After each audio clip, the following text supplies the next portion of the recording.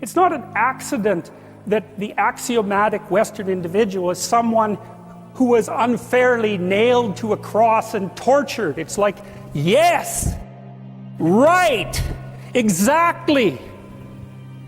So what do you do about that?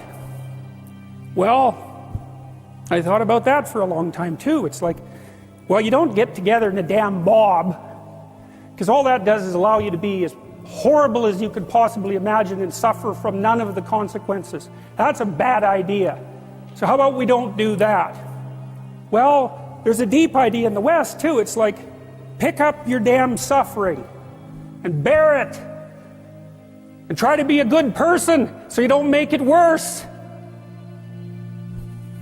Well, that's a truth.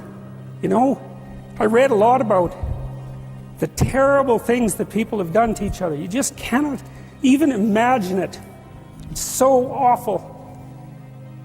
So you don't want to be someone like that. Now, do you have a reason to be? Yes. You have lots of reasons to be. God, there's reasons to be resentful about your existence. Everyone you know is going to die. You know, you too. And there's going to be a fair bit of pain along the way, and lots of it's going to be unfair. It's like, yeah, no wonder you're resentful. It's like, act it out and see what happens. You make everything you're complaining about infinitely worse. There's this idea that hell is a bottomless pit, and that's because no matter how bad it is, some stupid son of a bitch like you could figure out a way to make it a lot worse. So you think, well, what do you do about that?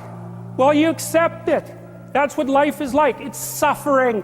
That's what the religious people have always said. Life is suffering. Yes. Well, who wants to admit that? Well, just think about it. Well, so what do you do in the face of that suffering? Try to reduce it.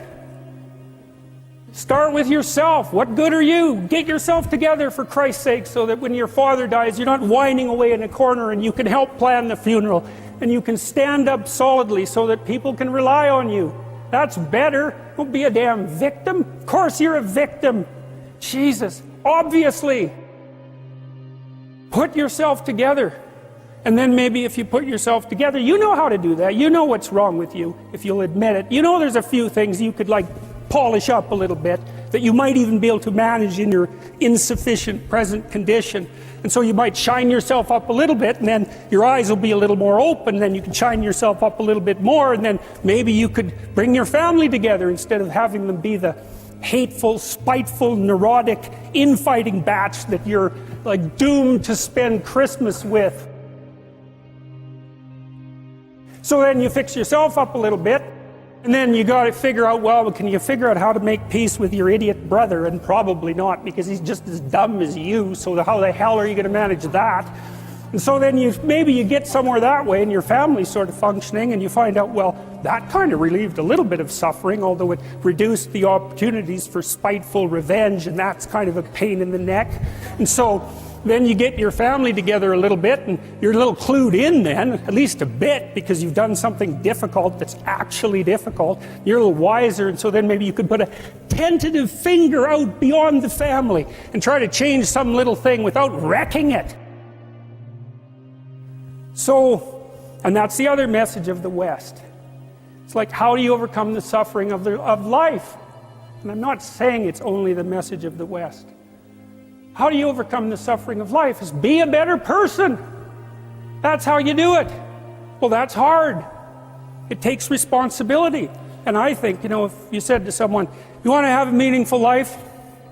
Everything you do matters. That's the definition of a meaningful life. But everything you do matters. So you're going to have to carry that with you. Or do you want to just forget about the whole meaning thing, and then you don't have any responsibility, because who the hell cares? And you can wander through life doing whatever you want, gratifying impulsive desires for how useful that's going to be. And you're stuck in meaninglessness, but you don't have any responsibility. Which one do you want? Well, ask yourself, which one are you pursuing? And you'll find very rapidly that it isn't the majority of your soul that's pursuing the whole meaning thing, because, well, look what you have to do that. You have to take on the fact that life is suffering. You have to put yourself together in the face of that. Well, that's hard. Christ, it's amazing people can even do it. I'm stunned every day when I go outside and it isn't a riot with everything burning. There's all these ruined people out there, they've got problems like you can't believe. Off they go to work and do things they don't even like, and look, the lights are on.